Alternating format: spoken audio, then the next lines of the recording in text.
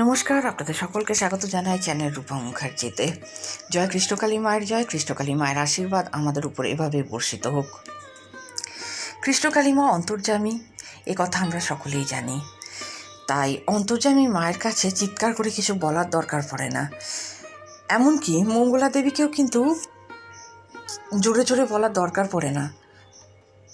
আর সত্যি কথা বলতে কি, আপনি কালী ভক্ত হন বা কৃষ্ণ ভক্ত হন বা আপনি শিব ভক্তই হন, আপনি যে ঠাকুরেরই ভক্ত হন না কেন, যেই মুহূর্তে আমাদের ঈশ্বরের সাথে একটা মানসিক সংযোগ ঘটে যায়, তখন কিন্তু আর আমাদের জোরে চেঁচিয়ে কথাবার্তা বলার কোনো প্রয়োজনীয়তা থাকে না।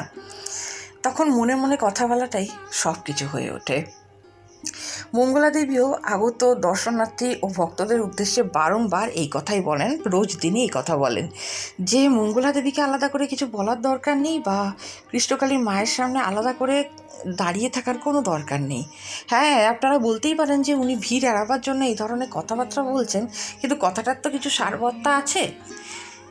যদি আমরা বাড়িতে বসে মায়ের নাম নিয়েই উপকার পাই, তার অর্থ কি? মা আমাদের ডাক শুনছেন, মা ভালোবাসছেন, মায়ের ভালোবাসা আমরা পেয়েছি।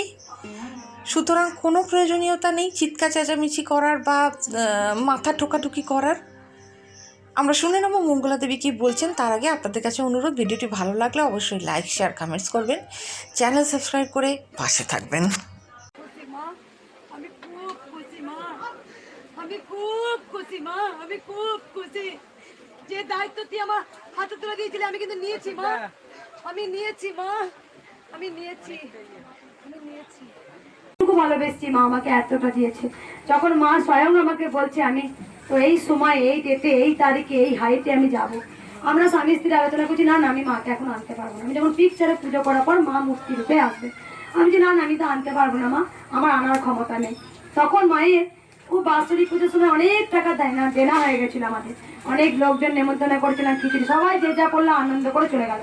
কিন্তু আমাকে ওপর থেকে যা অনেকে দেখে, কিন্তু আমি সেটা একদমই পুরো না, আমার ভেতরে পুরো আলাদা একদম। আমি দুষ্টু মিষ্টু চঞ্চল করি, কথা বলি, রেগে যাই, কিন্তু আমার ভেতরটা একদম সবসময় মা মা মা ছাড়া আমি কিচ্ছু কিন্তু চিনি না। আমার ভেতরে চেনা গভীরতা অনেকে বাকি রয়েছে। আমি সিঁড়িতে বসে হাওয়া করে কাঁদছি, ও মা তুই সব থেকে বদমাস, তুই চেয়েছিলিস আমাকে তুই দেনায় ফেলবি, তুই সব থেকে পৃথিবীর বদমাস, তুই একদম ভালো নাস মা, তুই না মা, তুই না দয়াময়ী, তুই না করুণাময়ী। দিয়ে আমি সিঁড়িতে বসে বসে কাঁদছি, বিশ্বাস করো মা। মা বলছে তুই আমার কি দেখাশোনা করবি রে, তোর দায়িত্ব তো আমি নিয়েছি, আমার দায়িত্ব তুই কি নিবি রে। তাই দেখো ঠিক তাই, মায়ের খিচুড়ি হোক, মায়ের বাৎসরিক পুজো, আজকে তার মায়ের সন্তানরাই দিয়ে দেয়। আজকে বাৎসরিক পুজো তিনজনে হরিনাম দিয়েছে, কেউ বাউল দিয়েছেন, মায়ের এত ভোগের আয়োজন সব তো তারই ছেলে মেয়েরা দিয়েছে। তোমরা কার? মা কি আমার একা? না, মা হচ্ছে জগতের মা, তোমার সবার মা। তোমরা ডাকার মতো ডাকতে পারছো না। তখন বাবা কাপা হিংসা করে বলেছিল, আচ্ছা বড় মা তুমি শুধু আমার মা, তুমি কারো মা হতে পারো না। তখন বামা কাপাকে বড় মা, তারাপীঠের বড় মা যখন এরম করে নিয়ে যাচ্ছে, তখন দেখিয়ে দিল, দেখ সবাই বলছে জয় তারা, জয় তারা, জয় তারা, জয় তারা, জয় বড় মা, জয় বড় মা। তখন বাবা কাপে শিখিয়ে দিল, আমি সবার মা, আমি জগতের মা। তাই মা হচ্ছে সবার। হয়তো মা মাধ্যমটা খুঁজে নিয়েছেন আমাকে, আমার পুণ্যের ফল তোলা ছিল, সেই পুণ্যের ফলটা হয়তো এই জন্মে মা আমাকে দিয়েছেন। তাই কোনো মাধ্যম ছাড়া তো কোনো কাজ হয় না। ভগবান স্বয়ং সরাসরি কখনো এসে কারোর কিছু করেন না, তাই মাধ্যম দিয়ে কিছু হয়। মা সেই মাধ্যমটা আমাকে খুঁজে নিয়েছেন। তাই যে আমাকে চেতনা শিখিয়েছেন, যে মাকে কিভাবে পাওয়া যায়, মাকে কিভাবে ভালোবাসা যায়, যে জিনিসটা মা আমার মধ্যে দিয়েছে আমি আপনাদের মধ্যে ছড়িয়ে দেবো। একটা কথা বলবো, কিছু চাওয়ার জন্যে মাকে ভালোবাসবেন না। মায়ের আর আপনাদের মধ্যে কোনো পাঁচিল রাখবেন না।